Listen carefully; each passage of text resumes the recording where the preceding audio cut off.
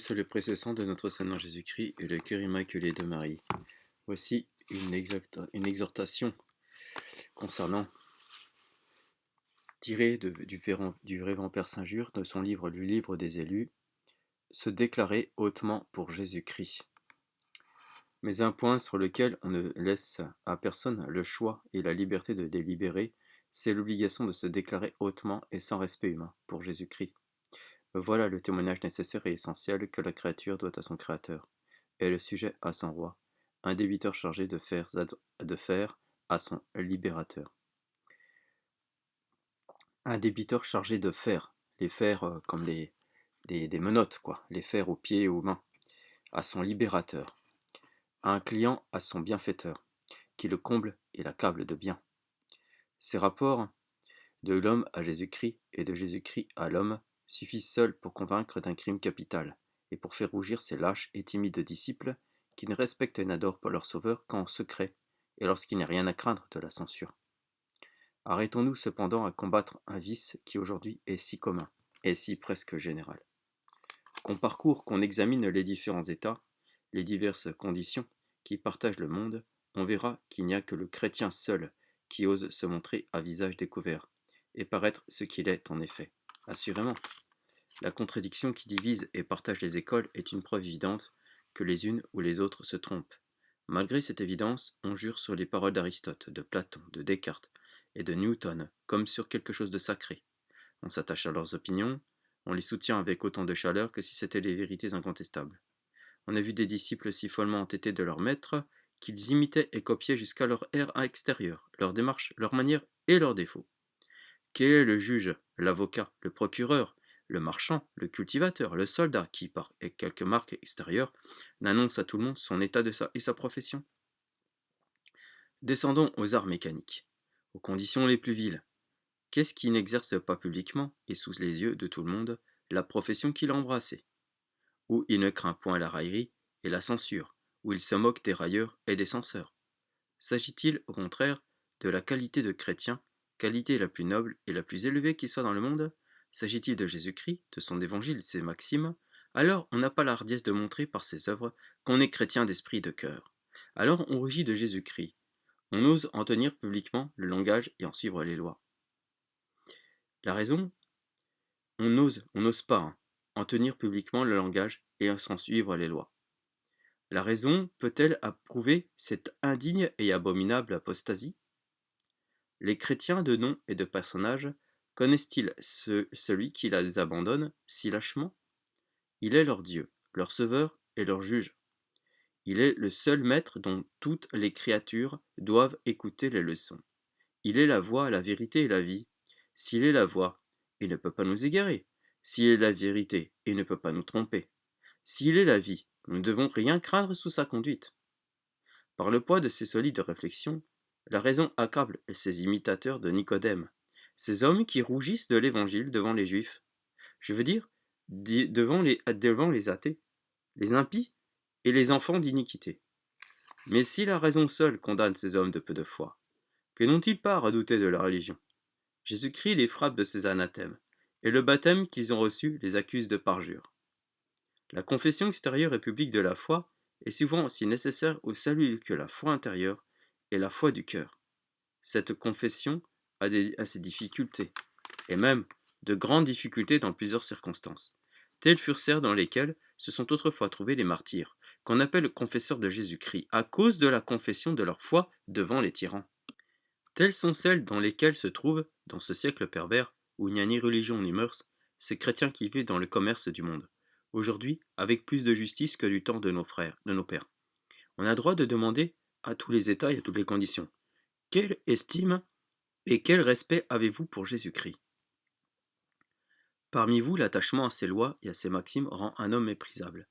Si l'on s'interdit des plaisirs défendus, si l'on fuit les spectacles qui gâtent les esprits et corrompent les cœurs, si l'on paraît choqué des discours qui blessent la modestie, si l'on préfère la pauvreté volontaire et l'austérité de la vie dans un cloître, aux richesses et aux plaisirs du monde, on devient l'objet de son mépris et de ses railleries.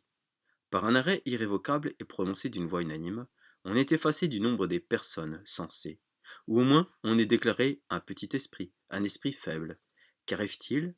Pour éviter la persécution, on abandonne la vertu qu'on estime. On commet le crime qu'on n'aime pas. Oui, tous les jours, pour s'ajuster au ton du monde, pour se mettre à l'unisson avec lui, la langue, malgré la lumière de l'esprit et le cri de la conscience, déchire et blasphème les oints du Seigneur. La langue parle impiété et irréligion, et on rougit de n'être pas aussi méchant que les autres. Pudet non esse impudentem. Pour nous armer contre ces séductions, le Sauveur nous apprend à ne pas craindre ceux qui ne peuvent tout au plus que donner la mort au corps. Il nous avertit de ne craindre que celui qui, arbitre de notre sort temporel et éternel, peut encore précipiter notre corps et notre âme dans un lieu qui ne s'éteindra jamais. Pour soutenir notre faiblesse contre la persécution et la tyrannie du monde, il nous déclare que rougir de ses leçons, c'est rougir de sa personne, et que si quelqu'un rougit de lui devant les hommes, par un juste retour il rougira de ce méchant serviteur devant ses anges et devant son Père.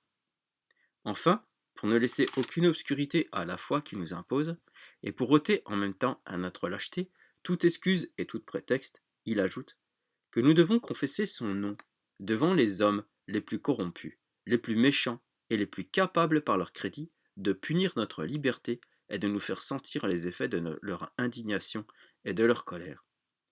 Telle est l'obligation que la raison et la religion nous imposent. Vils esclaves du monde, hommes amphibies et adultères, selon l'expression de saint Jacques.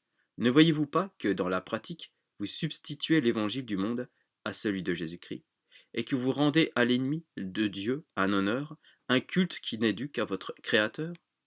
Ignorez-vous que Dieu et le monde sont deux princes rivaux et irréconciliables? Vous déclarez pour l'un, c'est vous déclarer contre l'autre, hein. Et rechercher l'amitié de l'un, c'est encourir la haine de l'autre. Rappelons souvent à notre esprit les obligations que nous avons contractées à notre baptême. Il nous a été permis d'approcher des fonds baptismaux, on, nous a lavé, on ne nous a lavé et purifié par la parole de vie dans la piscine de salut qu'après que nous avons renoncé d'esprit et de cœur par la bouche de ceux qui nous présentaient aux démons, à ses pompes et à ses œuvres, c'est-à-dire aux trois fameuses concupiscences dont le démon est le père et par lesquelles il exerce un empire de mort sur la plus grande partie du genre humain. Ces trois passions principales et dominantes, ce sont l'orgueil, l'amour des richesses et le désir des plaisirs. Voilà le monde auquel nous avons renoncé. Voilà ses dieux, voilà son évangile, voilà la source de tous les crimes et de tous les péchés qui ravissent à Dieu une infinité d'âmes rachetées par le prix de son sang. Pour tarir et dessécher entièrement cette source malheureusement trop féconde, chacun de nous s'est engagé dans le baptême à suivre Jésus-Christ humble, pauvre et souffrant. Chacun de nous a été créé de nouveau dans Jésus-Christ, est mort et enseveli avec Jésus-Christ, s'est revêtu de Jésus-Christ pour ne plus vivre que de sa vie. On a imprimé à chacun de nous, sur le cœur et sur le front, qui est le siège de la pudeur, la croix de Jésus-Christ. L'impression de ce signe adorable est une protestation publique que, bien loin de rougir de ses humiliations et de ses opprobres, nous mettons notre gloire à les partager avec lui. Ces renoncements à ces engagements sont aussi irrévocables que le baptême lui-même. Ils en sont une partie essentielle, et ils étaient d'autrefois clairement figurés et exprimés par l'action du ministre lorsqu'on donnait le baptême par immersion. Ces renoncements, ces engagements ont été écrits par les mains des anges. Ils sont déposés au pied du tribunal de Jésus-Christ. Ils serviront de règle à notre jugement. Et nous serons confondus dans le même supplice avec les imposteurs, des parjures et des apostats, si nous n'avons pas eu le courage de porter le poids de notre baptême, selon la belle expression de Tertullien, et de remplir les promesses. Quicquid et minus, comme quod premieris, prevaricare est, apostolara est. N'oublions donc jamais le pacte et le contrat de notre alliance avec Dieu. Marchons tête levée et ne craignons pas de donner en toute occasion des preuves de notre société, et si je puis parler ainsi, de notre parenté avec le Père et avec Jésus-Christ son Fils. Quel maître aussi aimable! Il est Dieu et homme tout ensemble, et il possède toutes les perfections dont ces deux natures sont capables. Quel maître aussi libéral! Il est dans le temps notre rédemption, notre justice et notre vie. Dans l'éternité, il est lui-même notre récompense, notre joie, notre glorification. Quel maître aussi noble et aussi élevé! Il est le seul grand, le seul très haut, le seul puissant et le seul qui possède l'immortalité. La créature, soit humaine, soit angélique, peut-elle monter à un fait si sublime d'élévation qu'elle ait droit de regarder comme indigne d'elle ce qu'un tel maître n'a pas jugé indigne de lui? C'est ainsi qu'ont pensé et qu'ont raisonné dans tous les âges et dans tous les lieux une infinité de chrétiens. Il suffira d'en produire quelques exemples. Qu'est-ce que notre lâcheté peut y répondre? L'origine du christianisme dans la gentilité est connue et célèbre par la sage liberté et par l'intrépidité des mages. Ils entrent dans Jérusalem sans rien craindre. Ils demandent hautement dans quel lieu est né le nouveau roi des Juifs. Ils ne s'effraient ni du trouble qu'excite leur question dans cette capitale, ni de la colère qui conçoit le jaloux et perfide Hérode. Ils marchent vers Bethléem, et dans une crèche ils reconnaissent le roi, le sauveur et le Dieu des hommes. Ah, sans doute, l'Esprit Saint, qui leur parlait intérieurement, avait prévenu par rapport à eux l'instruction que nous a donnée dans la suite saint Paul, et leur avait appris que lorsque l'on veut être sage aux yeux de Dieu, il faut consentir à passer pour fou aux yeux des hommes. Qui de nous ignore que les apôtres ont rempli fidèlement leur mission, et que sans craindre ni les dangers de la mort, ils ont rendu témoignage à Dieu et à son Christ dans Jérusalem, dans toute la Judée, dans la Samarie et jusqu'aux extrémités de la terre, soit immédiatement et par eux-mêmes, soit médiatement et par leurs successeurs auxquels ils ont communiqué leur esprit. Qui de nous ignore que saint Paul ne connaissait point d'autre gloire que la croix et les opprobles de son Sauveur? L'exemple de ces âmes extraordinaires et apostoliques excitera peut-être dans nous plus d'admiration que de confusion. Mais que répondre à celui qui nous ont donné des âmes d'un ordre inférieur? Victorin était rhéteur de profession, et par ses leçons publiques, il avait formé à l'éloquence tous les seigneurs qui composaient le Sénat. Souvent, en présence de la noblesse et du peuple, il avait employé toute la finesse et les ruses de son art pour soutenir le culte chancelant des idoles et défendre leur honneur contre les railleries et des chrétiens. En un mot, la réputation que son mérite et la connaissance de toutes ces sciences lui avaient acquise était si générale et si grande qu'on lui avait érigé une statue dans une des places publiques de Rome. Cet illustre vieillard déclaré par la lumière céleste connut la vanité et la fausseté de ses idoles et la vérité de notre sainte religion. Mais l'amour de sa réputation, la crainte des railleries et des persécutions inévitables dans la supposition d'un éclat, le retinrent quelque temps captif. La grâce triomphe, et Victorin, accompagné de Simpliciens, dont la foi n'était inconnue à personne, entre dans l'assemblée des chrétiens, écoute l'instruction, et pour réparer sa timide et criminelle lâcheté, pour fouler aux pieds le monde et le mépris, et ses mépris, pour participer aux humiliations de son Sauveur, fait en public et en présence de tous les adorateurs de Jésus-Christ sa profession de foi, dont on lui permettait de n'avoir pour quelque temps qu'un petit nombre de témoins sages et discrets. Gallican, 2 fois consul, gendre du grand Constantin, vainqueur des Scythes, dut sa conversion au miracle évident que lui assura sa victoire. Sa conversion fut elle-même un miracle, et ce grand homme, recevant dans le baptême l'esprit du christianisme, parut en avoir reçu la plénitude. Aussitôt qu'il fut régénéré, il abdique le consulat. Il donne la liberté à ses esclaves. Il distribue entre eux des terres et des maisons. Il se dépouille des biens immenses qu'il possédait pour en revêtir Jésus-Christ dans la personne des pauvres. Il se retire à Ostie et sur le bord du Tibre, il bâtit un hôpital pour les pèlerins. Le bruit de cette merveille se répandit dans tout l'Empire, et l'on venait de l'Orient, de l'Occident pour voir un patrice, un consul, l'époux de Constantia, qui lavait les mains et les pieds des pauvres, qui dédressait leur table, qui servait les malades, et qui, pour l'amour de Jésus-Christ, devenu l'esclave des uns et des autres, en remplissait avec zèle et avec ardeur tous les devoirs. Sans doute la conduite de Gallican et de Victorin trouva autrefois beaucoup de contradicteurs. Aujourd'hui le monde, s'il n'est pas impie, est forcé de révérer et d'estimer ces mêmes hommes, qui par la folie de la croix sont arrivés à une imminente sainteté. Tandis que la vertu frappe par son éclat les yeux des mondains et condamne leur conduite, il la méprise. Quand cette même vertu a disparu de devant les yeux et qu'elle ne paraît plus que dans un lointain, ils lui applaudissent et lui rendent hommage qu'elle mérite. Mais quelle bizarrerie dans ces jugements! Le changement du temps a-t-il changé la nature de la vertu? Toujours la même. Elle mérite toujours nos respects et nos éloges. La seule gloire solide, la seule véritable sagesse, consiste à pratiquer hautement et sans respect humain la vertu. On n'est pas véritablement vertueux quand on craint de le paraître. Si on a quelque idée de la grandeur et de la majesté infinie de Dieu, il est facile de comprendre que le titre de son serviteur est un titre glorieux. Cette servitude, dit Philon, est plus honorable que la liberté, et surpasse en gloire toutes les dignités de la terre. Aussi dit-on communément que servir Dieu, c'est régner. Aussi la vérité infaillible appelle souvent, dans les divines écritures, les serviteurs de Dieu du nom de prince ont le nom de prince et de roi. Mais s'il est glorieux d'être serviteur de Dieu, combien l'est-il davantage d'être son ami et son favori? Je dis quelque chose de plus. Le véritable chrétien est un même esprit avec Dieu, par la conformité des pensées, des jugements et des affections. S'il m'est permis de m'élever plus haut, j'ajouterai l'amour, dans le langage des chrétiens et des païens, nous change et nous transforme dans l'objet de notre amour. Vous aimez la terre, vous êtes terre. Vous aimez Dieu, que dirais-je? Vous êtes Dieu. Tel est le langage de la religion, et la raison elle-même dicte presque toutes ses réflexions.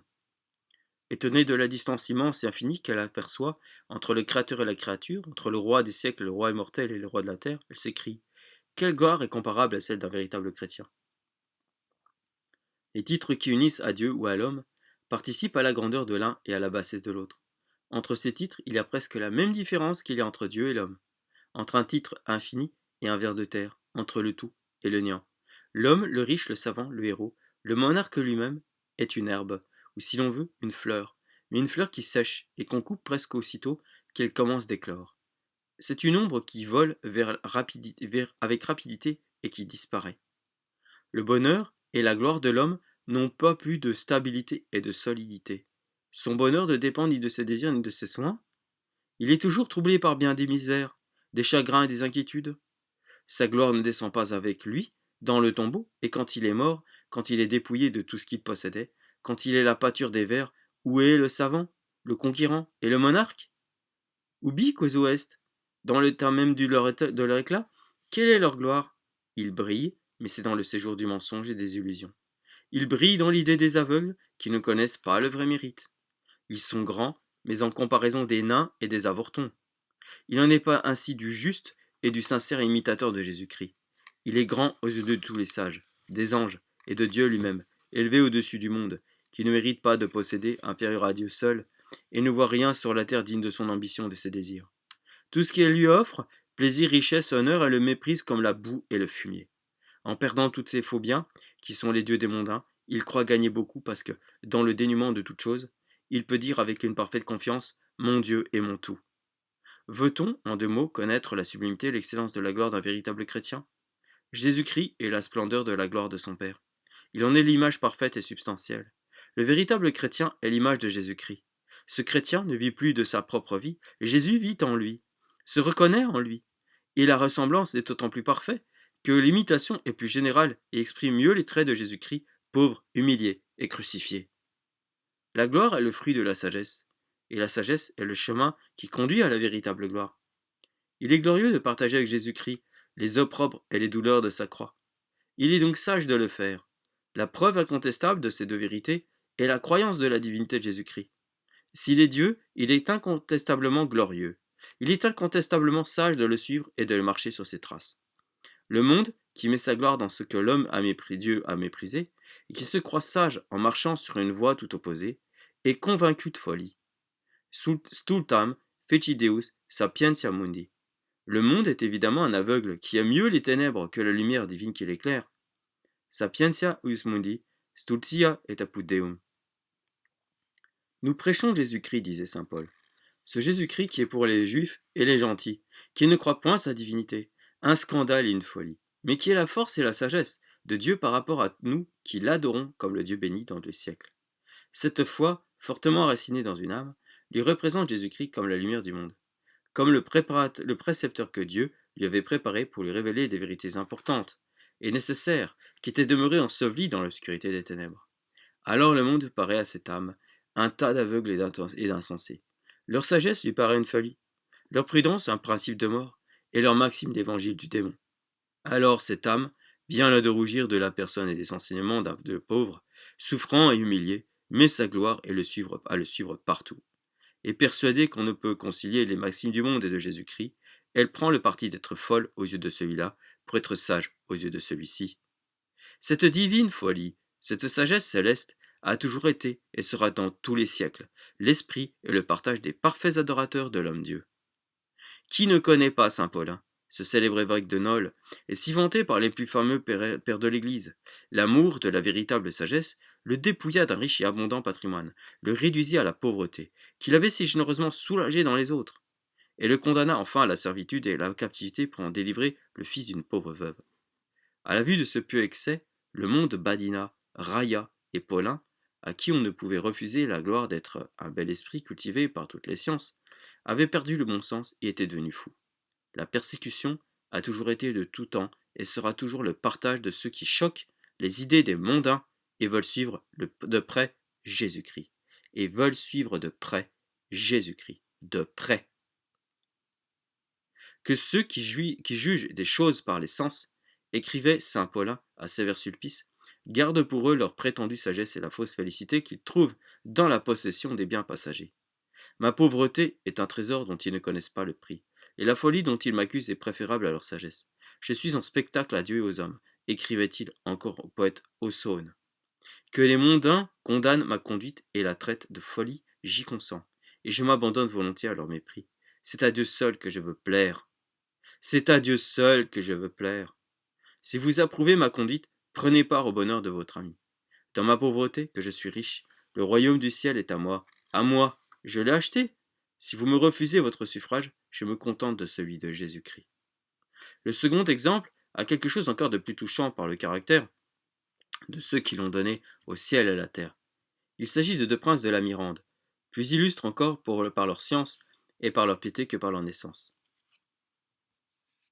Le neveu avait embrassé hautement le parti de la piété, et parut à bien des gens s'abaisser à des pratiques peu convenables au rang qu'il occupait dans le monde. Plus il était exposé aux yeux des hommes, plus il fut en butte à leur raillerie et à la calomnie même. Dans cette circonstance, le fameux Jean Pie lui écrivit la lettre suivante. Votre vertu vous attire de la part du monde des persécutions. Que vous êtes heureux, mon fils. C'est Jésus-Christ lui-même qui vous en assure.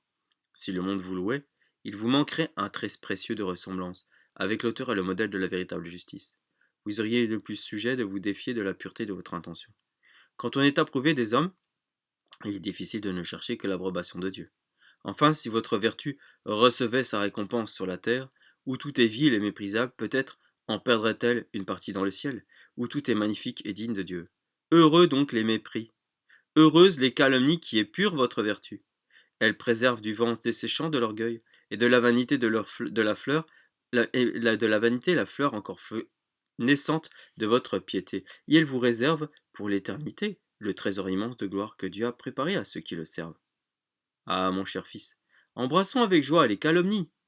Fidèles serviteurs de Jésus-Christ, mettons notre gloire à partager avec lui l'ignominie de sa croix. Voilà le seul orgueil digne de la noblesse du chrétien. Voilà la seule ambition qui lui est permise. Nous prêchons, dit saint Paul, Jésus-Christ crucifié. Ce mystère est un sujet de scandale pour les Juifs, et paraît une folie aux gentils. Mais il est pour nous la force et la sagesse de Dieu. Celle du monde n'est que folie, et la prétendue folie de la croix, par laquelle Dieu a résolu de sauver les hommes, a confondu la fausse sagesse du monde. Instruits à l'école de l'homme-dieu, vous êtes obligés de regarder comme des insensés ceux qui s'offensent de votre piété et qui condamnent de folie une vie chrétienne, c'est-à-dire la seule véritable et souveraine sagesse.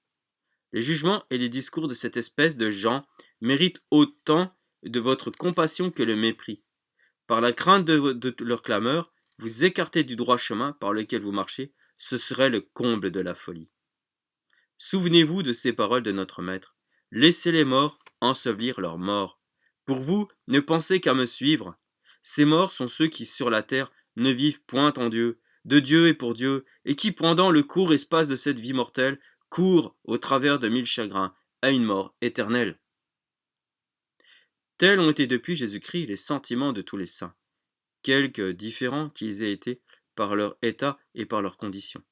Mais l'homme charnel et animal, l'homme qui ne juge des choses que par les sens, ne comprend pas ces sublimes vérités. Il ne veut pas même les comprendre. Il n'y a que l'Esprit de Dieu qui, par sa lumière et par l'onction de sa grâce, en donne l'intelligence et les fait goûter à un cœur chrétien. À la vérité, la raison dit à tous ceux qui entendent sa voix que chaque homme est la première victime qu'il doit à Dieu, et que nul ne peut supplier à celle-là.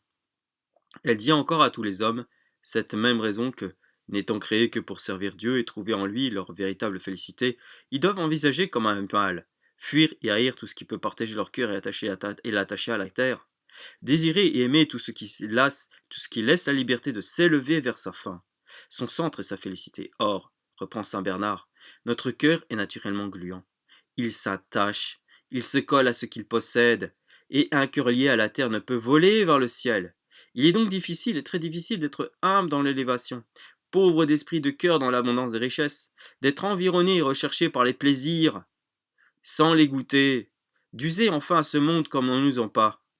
Riche, richesse, honneur, plaisir sont donc de véritables malheurs, parce qu'ils sont des obstacles très réels à l'union de l'âme avec Dieu. Il est, au contraire, facile de ne se pas attacher à ce qu'on ne possède pas, et de ne pas désirer ce qu'on ne peut obtenir. Alors le cœur qui, par une impression invincible, cherche son bonheur, ne le trouvant point dans les créatures, est contraint de le chercher dans le Créateur. Plus la terre ne produit pour lui que des ronces et des épines, plus il s'en éloigne et s'élève vers le ciel. Pauvreté, souffrance et mépris sont donc de véritables biens, soit parce qu'ils mettent l'homme dans l'heureuse nécessité de s'attacher à Dieu, soit parce qu'ils immolent à sa gloire, et par là en procurent à l'homme, même une véritable sur la terre, en lui prépare une éternelle dans le ciel. Ainsi pense, ainsi parle à tous les hommes la raison dégagée du tourbillon ténébreux des passions. Mais on ne peut voir, d'une manière persuasive, touchante et pénétrante, la lumière de la raison que dans la lumière du Saint-Esprit. Illuminate videmus lumen. Les leçons que nous donne la raison sont bien faibles contre les penchants vicieux de notre cœur, si elles ne sont appuyées et soutenues par la force de la grâce. Demandons-la, donc, cette grâce. Par des gémissements continuels, faisons notre unique, ou du moins notre principale étude du livre des élus. Formons donc dans nous Jésus crucifié, par l'imitation des vertus dont il nous donne l'exemple. Méprisons le monde, ses maximes, ses censures, et mettons toute notre gloire à suivre Jésus-Christ et à combattre sous ses étendards. Pour terminer, je le redis, je le recite. Ce n'est pas encore assez, continue toujours saint Bernard. Faites tous les jours de généreux efforts pour avancer et monter d'un degré inférieur à un autre plus élevé. Le christianisme ne consiste pas dans la pratique des devoirs extérieurs de la religion, mais dans un changement réel et véritable d'esprit et de cœur. Ce n'est que par ce changement, que par cette rénovation en esprit et en vérité, comme parle l'apôtre, que chacun devient une nouvelle créature en Jésus-Christ. Cet homme nouveau qui a été créé dans la justice et dans la sainteté. Videz donc votre cœur de l'esprit du monde, si vous voulez que l'esprit de Dieu y trouve place, y puisse entrer. Gloria natissimi. Videz-vous entièrement et totalement de vous-même et de tout ce qui est créé et passager, afin que Dieu vous possède et vous remplisse tout entier. Voilà en peu de mots tout le secret et toute la science de la vie spirituelle. Gloria natissimis Deo et in terra pax omnibus bone voluntatis.